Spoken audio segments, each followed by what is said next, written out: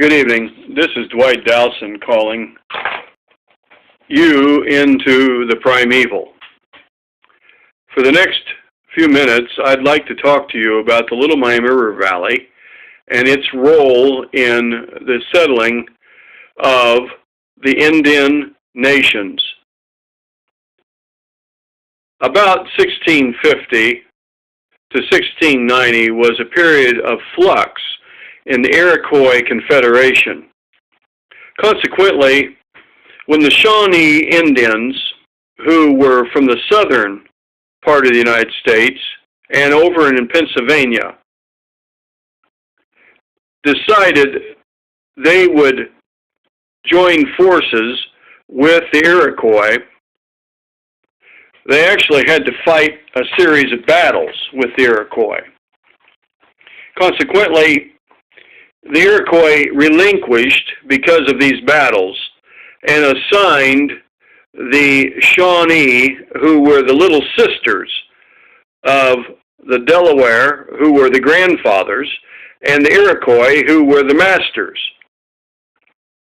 The Iroquois Confederation had been around for over 20,000 years. And as some of you are well aware that live in New York State, it dominated New York State and part of Pennsylvania, especially western Pennsylvania, into the edge of Ohio and down into farther even into Indiana, present-day Indiana. So what I'm going to talk to you tonight about is the changing of the guard, so to speak, and we're going to start by saying the French government looked to the American Indians as an ally. The American Indians relied upon the French to give them a certain amount of respect. And the French did give respect in large measure to the delight of the American Indians, particularly with tribes that allowed the French to trade with them and to have social responsibility. This is a very interesting subject, and many people don't even think about this, and they look at the Indians as outsiders to their own country, when actually the Indians welcomed the French. They looked at people coming into their area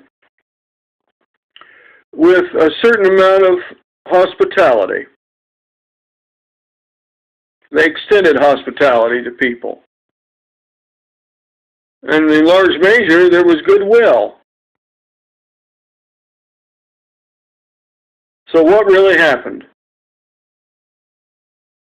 What really happened to the story of the settling of the Ohio country? And that's what we want to talk about in this lecture.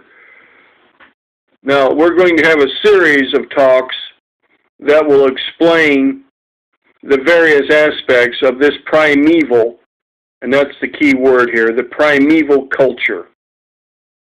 The culture of the forest, the wilderness, the ecosystem of days gone by, of days of yore, some 300 years ago. And it was far different than what it is today.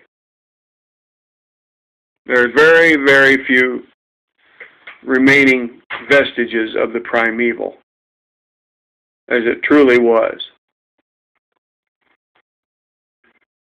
So I'm going to say these things to you now, and I want you to comment, if you will, and there is a place for you to comment, and we want you to comment, because the more questions that are asked, the better we can address these questions and send out better videos to answer these questions. We want people to find this a very good session for you to learn about things that you may have not thought about for years.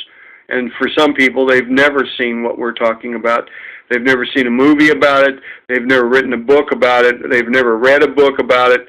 They haven't been to the museum and seen anything about this. So this is a somewhat glossed over subject that many people have no concept of what the wilderness looked like here in Ohio. But let me guarantee you this, it will be interesting to talk about it for your benefit, and we hope that you can do some studies and embellish what we are saying in your own studies so that you can get a real appreciation for our country as it was in the 1750 through 1780 period. So I'll stop now, and we'll have another video soon. And we welcome your participation, and anybody who hears this anywhere in the world is welcome to comment. So please do so. So long for now.